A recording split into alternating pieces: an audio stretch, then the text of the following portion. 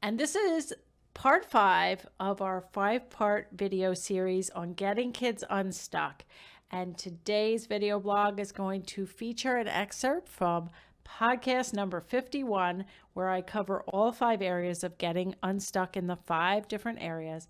But part 5, this video blog is going to focus on when you are stuck having a child have problem behaviors that you don't know how to reduce, prevent, or eliminate. So that's what this video blog is all about.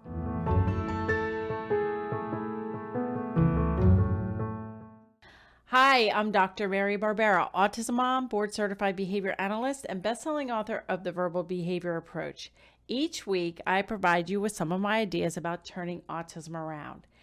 This video blog is going to be a short excerpt about an area where parents and professionals get stuck and see little progress, and I'm going to provide some tips on how to get unstuck.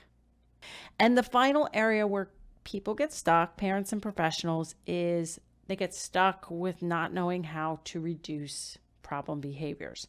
Whether that's major or minor problem behaviors, they just feel stuck with months or years of the same issues. And if it's aggression, self-injurious behavior, property destruction, it can obviously lead to very limited choice in terms of who's going to care for the child, who's going to provide respite, where the child can be in school.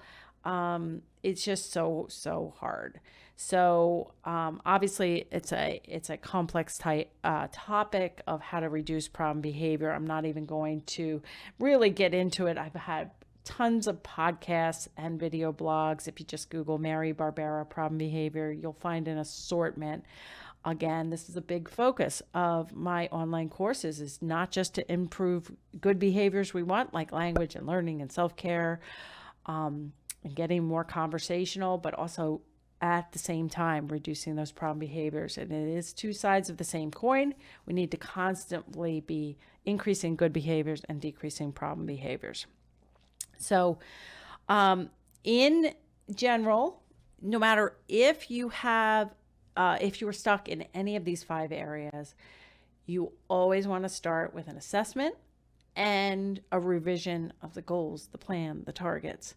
Peel back that onion, figure out what is going on, and put one foot in front of the other. It's not going to be a day where all of a sudden you're turning things around, but turning autism around, whether that is for an older child who is not toilet trained or not talking, or turning things around for a young child just showing signs of autism, it's always possible to make progress.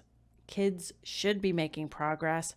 They should at least be safe, independent as possible, happy as possible. They should have the big 3 of being able to request their wants and needs.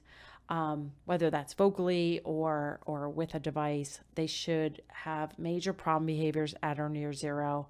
And they should be, especially if they're over 5, have the ability to use the toilet as independently as possible.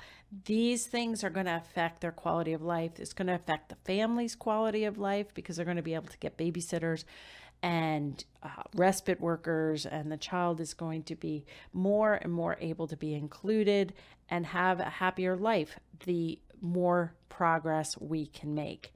Of course, we as parents and professionals only have one life too.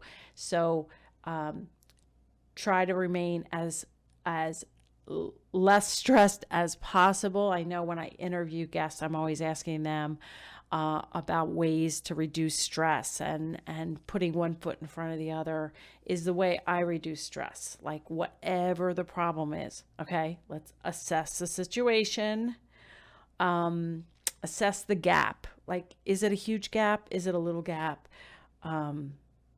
Make a list, make a plan to work towards fixing it or making it better. That's all what life is just making things as good as possible. I hope you enjoyed that video blog. If you did, I'd love it if you would leave me a comment and share this video with anyone who could benefit, and to attend a free workshop where you can learn how to get unstuck.